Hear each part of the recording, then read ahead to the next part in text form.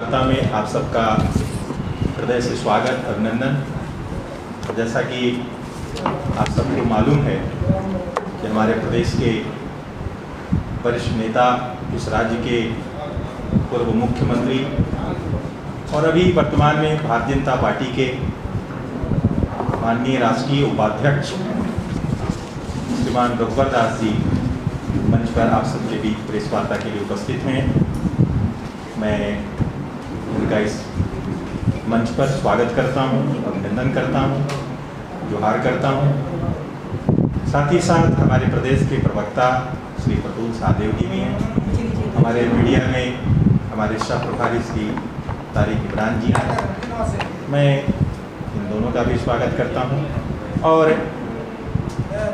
माननीय श्री रघुवर दास जी से आग्रह करता हूं कि आप सबके बीच आज के संदर्भ में अपनी बात रखें।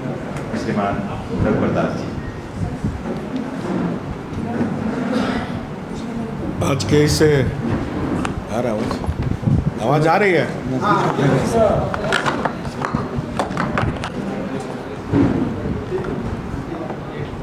आज के इस प्रेस वार्ता में मंच पे विराजमान झारखंड प्रदेश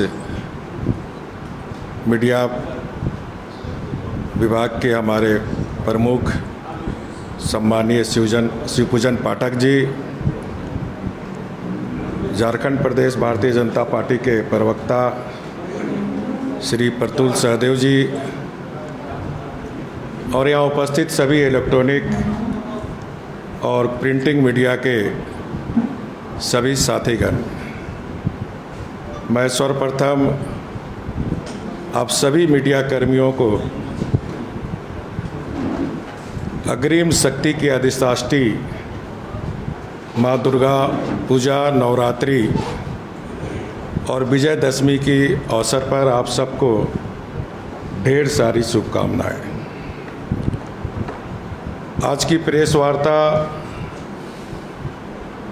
दो विषय पर ही केंद्रित रहेगी। पहला, हाल के दिनों में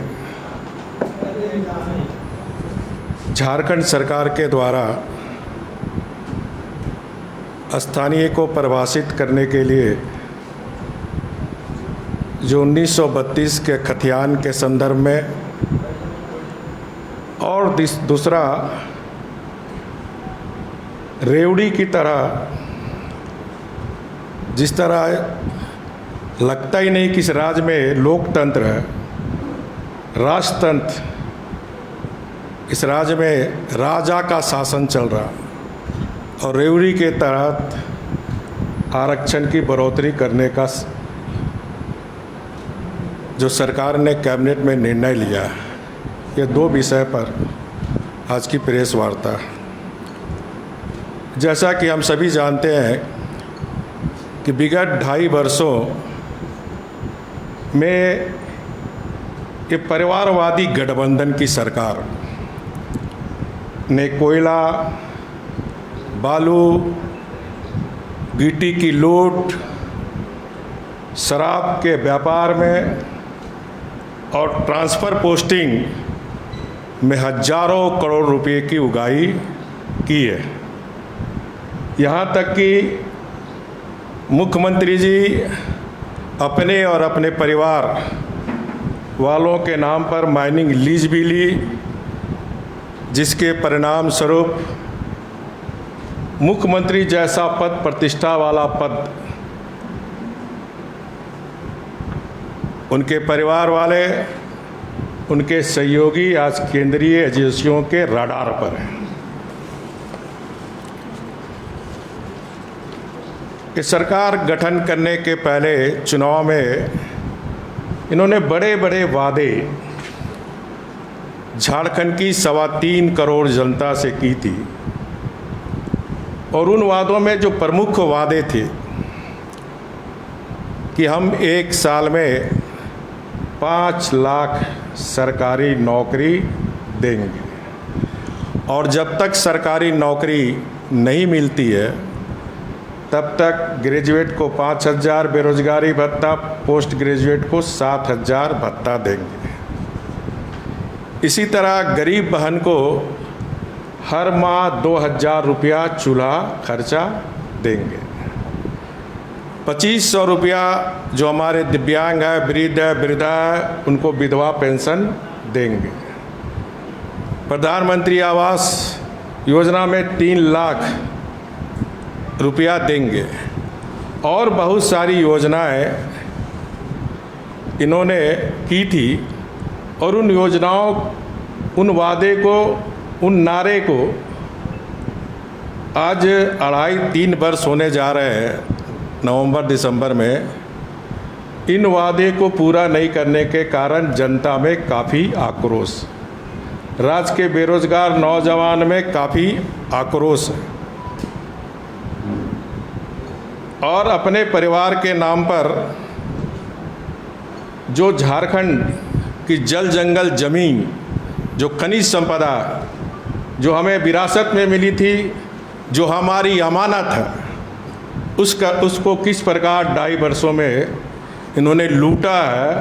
आप लगातार समाचार पत्र और मीडिया के माध्यम से आप सब राज्य की जनता को अवगत कराते आ रहे हैं। और अभी हाल में ही 1-2 दिन पहले ही जो समाचार पत्र में छपा, जो केंद्र सरकार की एक एजेंसी ईडी ने बताया कि एक ज़िले में ही साहेबगंज में 1400 से 1500 करोड़ जो चार्जशीट पेश की गई है ईडी के द्वारा कोर्ट में, 1400-1500 करोड़ का अवैध उत्खनन की बात सामने आई। और इस अवैध उत्खनन में मुख्यमंत्री जी का प्रतिनिधि, उस ईडी के प्रेस नोट में मुख्यमंत्री का प्रतिनिधि का नाम सबसे आगे है और इन कारनामों के कारण झारखंड की जो खनन का पैसे राज्य की जनता के खाते में आनी चाहिए, तो आदिवासी मूलवासी के विकास में जो पैसे खर्च होनी चाहिए, आज एक परिवार के खाते में रुपये जा रहे हैं।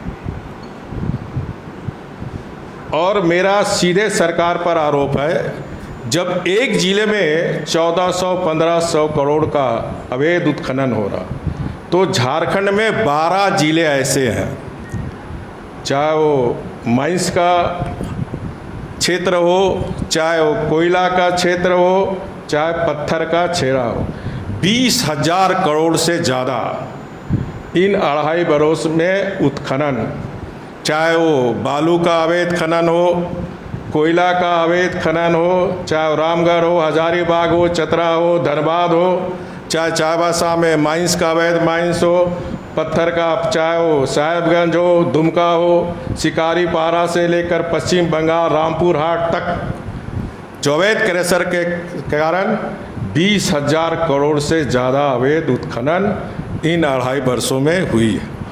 और जिसके कारण झारखंड के आदिवासी मूलवासी झारखंडवासी जो जल जंगल जमीन और खनिज संपदा को जिस प्रकार लूट हो रही है, इससे झारखंड की जनता काफ़ी आक्रोश में। और इसी आक्रोश को डाइवर्ट करने के लिए माननीय मुख्यमंत्री, जो बयानवीर मुख्यमंत्री है, इनके मंत्री भी बयानवीर मंत्रीगण है, रोज नित नए नए घोषणा कर रहे हैं।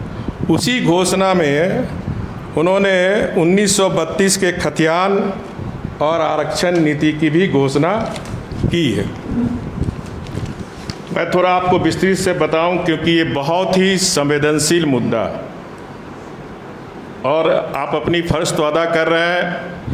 मीडिया की बहुत बड़ी जिम्मेदारी होती है इस राज्य को बचाने की। जिस तरह अलग राज्य के आंदोलन में आपने अपनी महती भूमिका अदा की, इस राज्य को लुटेरों से बचाने के लिए आपकी बहुत बड़ी भूमिका है और इस भूमिका का आप निश्चित रूप से ईमानदारी पूर्वक कर्तव्य निर्वाह कर भी रहे हैं। मैं थोड़ा जो खतियानी संबंधी उसका विस्तृत रिपोर्ट आप लोग छापते भी रहे, राज्य की जनता को ये जो स्थानीय नीति बनाकर 3.25 करोड़ जनता के साथ फ्रॉड कर रहा है, राज्य की जनता को धोखा दे रहा, क्योंकि आप सभी जानते हैं 15/11/2000 में झारखंड राज्य का गठन हुआ। राज्य गठन के बाद उस समय सरकार ने अधिसूचना संख्या 3389 दिनांक 29/9/2001 द्वारा एकीकृत बिहार के परिपत्र संख्या 806 दिनांक 3/3/1982 को अंगीकृत किया गया, जिसमें जिला के आधार पर स्थानीय व्यक्ति की पहचान उनके नाम, जमीन, वास्कित और रिकॉर्ड ऑफ राइट्स के आधार पर की गई थी।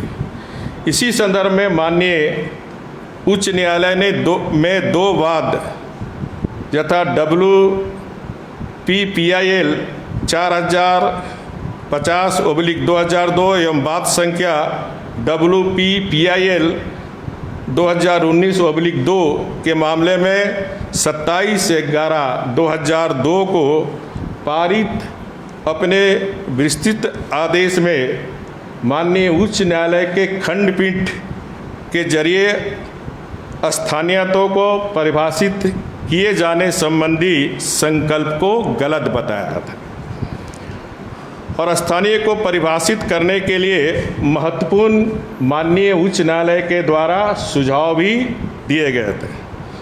उक्त आदेश के आलोक में अनेक सरकार उसके बाद बनी, कमेटियां भी बनाई गई, लेकिन स्थानीय व्यक्ति को परिभाषित नहीं की गई और मामला विचाराधीन था। जब हमारी सरकार भारतीय जनता पार्टी की सरकार आई, तब हमने दिनांक 7/4/2015 को विभिन्न राजनीतिक दलों के साथ सर्वदलीय बैठक आहूत की, सामाजिक संगठनों से परामर्श लिया, झारखंड के बुद्धिजीवियों के साथ विचार विमर्श किया, माननीय उच्च न्यायालय के द्वारा दिए गए सुझाव को ध्यान में रखते हुए 7/4/2016 को स्थानीय को परिभाषित करते हुए उस नीति को नियोजन नीति से जोड़कर भारी संख्या में झारखंड के बच्चे बच्चियों को नियुक्ति दी गई। हमारी सरकार ने स्थानीय निवासियों की परिभाषा को इस तरह से परिभाषित किया था कि किसी भी वर्ग को किसी भी प्रकार के भेदभाव का सामना नहीं करना पड़ेगा। लेकिन वर्तमान सरकार ने 1932 के खतियान के आधार पर स्थानीयता की जो परिभाषित करने संबंधी निर्णय लिया और माननीय मुख्यमंत्री जी को भी पता है कि इसे लागू करना न्यायालय की अवमानना होगी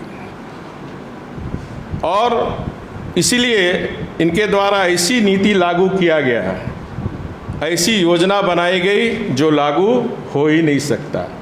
और ये मैं नहीं कह रहा हूँ, ये माननीय मुख्यमंत्री 23 मार्च 2022 बजट सेशन में उन्होंने खुद कहा और आप सभी प्रेस दीर्घा में रहे होंगे, जिसमें उन्होंने कहा यदि आप कानून के जानकार हैं तो खतियान के आधार पर कभी भी नियोजन नीति नहीं बन सकता और कभी भी खतियान के आधार पर नियोजन नीति बनेगा तो कोर्ट उसे तुरंत खत्म कर देगा। ये हाउस का प्रोसीडिंग का पार्ट है और जो सदन में उन्होंने कहा वो मैं भी आपको सुना रहा हूँ। लोगों को, अपने समर्थक लोगों को सड़कों पर उतार दिया। खतियान आधारित नियोजन नीति बनाओ।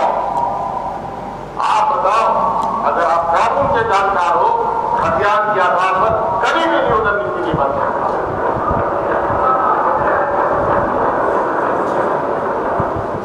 और कभी भी खतियान के आधार पर नियोजन नीति बनेगा, अध्यक्ष महोदय वो तुरंत उसको खत्म कर देगा। ये मैं नहीं बोल रहा हूँ, आप सबने सुना अभी मुख्यमंत्री जी का बयान, और वो बयान इस राज्य की 3.25 करोड़ जनता की सबसे बड़ी पंचायत विधानसभा में की थी। इसके साथ साथ उस संलेख को देखे किस तरह के लोगों को धोखा दे रहा, किस तरह भ्रम की स्थिति पैदा कर रहा कि 1932 की स्थानीय नीति तभी लागू होगा जब संविधान की 9वीं सूची में सम्मिलित होगा। यानी जब तक संविधान की 9वीं अनुसूची में सम्मिलित नहीं होगा ये लागू नहीं होगा, और 9वीं अनुसूची में कभी भी लागू होने का संभव नहीं है, क्योंकि ये विधि सम्मत नहीं है और ये बात अच्छी तरह मुख्यमंत्री जी जानते हैं। मैं आपको एक बात और बताना चाहता हूँ, ये 9वीं अनुसूची के संदर्भ में ही स्थानीयता का मामला हो या आरक्षण का मामला या राज्य के अधिकार क्षेत्र का मामला है। जब मैं भी स्थानीय नीति 2016 में बनाया था तो हमने 30 वर्ष से जो झारखंड में रह रहे हैं, जो 85 कट डेट और उसमें और शर्त थे, जो झारखंड में जन्म लिए हैं, जिसके पास खतियान है, वो कॉपी आपको हम लोग दे देंगे। और नियोजन नीति से हमने जोड़ा और 4 वर्ष आपने देखा हमारी 85 की जो कट ऑफ डेट पर कोई विवाद नहीं हुआ, कोई मामला कोर्ट कचहरी नहीं गया, क्योंकि हमारी सरकार का मान्यता था और भारतीय जनता पार्टी की घोषणा पत्र में था हमारी सरकार बनेगी तो झारखंड में रहने वाले यहाँ के बच्चे बच्चियों को 3rd ग्रेड 4th ग्रेड की नौकरी में प्राथमिकता मिलनी चाहिए, और हमने उसे लागू किया था।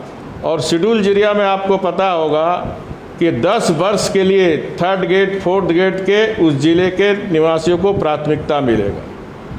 और आपको ये भी पता होगा पलामू के एक सोनी कुमार लड़की ने केस की थी और वहाँ कोर्ट में ये जो वर्तमान सरकार है, जहाँ स्थानीय के बच्चे बच्चियों को 3rd ग्रेड 4th ग्रेड में नौकरी मिल रही थी, उसको उन्होंने कहा कि बीजेपी सरकार ने गलत बनाया और हाई कोर्ट ने फिर रद्द किया। तो हाई कोर्ट का निर्णय में ये झारखंड सरकार के कारण ही जो नियोजन नीति में 3rd ग्रेड 4th ग्रेड में बीजेपी जो यहाँ के निवासियों का हक बनता है वो बीजेपी ने दिलाया था, उसको रद्द कराने का काम हेमंत सोरेन सरकार ने की है। और मैं मानता हूँ कि डेली ये लोग बयानवीर मंत्री मुख्यमंत्री डेली पेपर में इतना 1000 नियुक्ति होगी, इतना 1000 नियुक्ति होगी, इतना 1000 नियुक्ति होगी, और नियुक्ति नहीं होने जा रही। सिर्फ लोगों को झांसा देने का काम ये सरकार कर रही है और सारे मामले को ये सरकार स्थानीय नीति के मामले में इसको उलझाना, लटकाना और भटकाने के नियत से ही ये स्थानीय नीति बनाने का काम ये सरकार ने की है। दूसरा मामला आरक्षण नीति से लेकर, जहाँ तक आरक्षण की बढ़ोतरी का निर्णय है, यह निर्णय भी विधि सम्मत नहीं है, असंवैधानिक है। इसे लागू करना भी असंभव है, प्रतीत होता है। इस तरह यहाँ के आदिवासी, मूलवासी और पिछड़ों की भावनाओं के साथ ये सरकार खिलवाड़ कर रही है, उन्हें धोखा दिया जा रहा है। किसी को भी आरक्षण देने के लिए माननीय उच्चतम न्यायालय के आदेश के अनुसार उस श्रेणी के छात्रों की संख्या और उसके प्रतिनिधित्व को सुनिश्चित करना आवश्यक होता है। स्पेसिफिक ग्राउंड आपको देना, और ये जो मुख्यमंत्री जी हैं जो परिवारवाद की शासन चला रहे हैं, जो अपने आप को राजा समझते हैं, किस तरह रेवड़ी को 2% ले लो, 4% ले लो, 27% ले लो। तो मुख्यमंत्री जी ये लोकतंत्र है, यहाँ राजतंत्र नहीं है। ये बात मुख्यमंत्री जी को समझनी चाहिए। और आपको पता होगा, भारतीय जनता पार्टी भी पिछड़ों को 27% आरक्षण देने के पक्षधर रही। घोषणा पत्र में हम लोग बीजेपी का किए थे, और इसीलिए हमारी सरकार, बीजेपी की सरकार ने 2019 में राज्य के सभी जिलों के उपायुक्तों को सर्वेक्षण करने का निर्देश दिया था। मैं माननीय मुख्यमंत्री से जानना चाहता हूं, 2019 में भारतीय जनता पार्टी की सरकार ने पिछड़ों की आर्थिक सर्वेक्षण का जो डीसी को आदेश दिया गया था, क्या रिपोर्ट आ गया है? अगर रिपोर्ट आ गया तो उसे सार्वजनिक करना चाहिए, और अभी तक कोई सार्वजनिक नहीं हुआ। इससे लगता है कि वो रिपोर्ट अभी तैयार नहीं हुई है। अगर सरकार ने रिपोर्ट तैयार ही नहीं की है तो आरक्षण का प्रतिशत बनाने में कौन कौन से कारक को ध्यान में रखा गया, यह भी सरकार को सार्वजनिक करना चाहिए, लेकिन ये सरकार ऐसी नहीं की। सरकार द्वारा किसी सर्वेक्षण की रिपोर्ट को ध्यान नहीं रखा गया, और ना ही आरक्षण को सही तरीके से देने के लिए जिस प्रक्रिया की आवश्यकता होती है उसका पालन किया गया। जिस तरह वर्तमान सरकार अपने पद का दुरुपयोग कर खनन व्यापार में लिप्त है, उसी तरह आरक्षण को भी सरकार अपनी राजनीतिक स्वार्थ के लिए व्यापारिक रूप से झारखंड वासियों को धोखा दे रही है। फिर मैं कह रहा हूँ मुख्यमंत्री जी, ये राजतंत्र नहीं है, लोकतंत्र है। निर्धारित प्रक्रिया पूर्ण किए बिना इस तरह का फैसला लेना प्रजातंत्र में नहीं होता। इस देश में, देश संविधान से चलता है, देश कानून से चलता है। उच्च पदों पर बैठे व्यक्तियों के मन और इच्छा से देश नहीं चलता है। ये बात की जानकारी माननीय मुख्यमंत्री जी को होनी चाहिए। आज इसी दो विषय पर यह हमारा प्रेस वार्ता था। इस संदर्भ में अगर किसी पत्रकार भाई बहन को कोई पूछताछ करनी तो आप पूछताछ कर सकते हैं। आज हेमंत जी का 1000 दिन पूरा हुआ है। आपके बाद वही है दूसरे नंबर पे जिन्होंने 1000 दिन अपने कार्यकाल का पूरा किया है। क्या आपको लगता है कितनी उपलब्धि रही जिस तरह से सरकार कर रही है? देखिए, इस सरकार के पास कोई उपलब्धि नहीं है। मैं उन्हें 1000 की बधाई भी देना चाहता हूँ, लेकिन किस लिए बधाई दूँ? क्योंकि इस झारखंड की जल, जंगल, जमीन, खनिज संपदा की लूट के लिए बधाई दूँ? आज भ्रष्टाचार और कुशासन के कारण विकास से लोग वंचित है, विकास ठप है, और सरकार के पास कोई उपलब्धि नहीं है। और इसीलिए ये जो गैर संवैधानिक का घोषणा किए जा रहे हैं, इसका परिणाम यही है।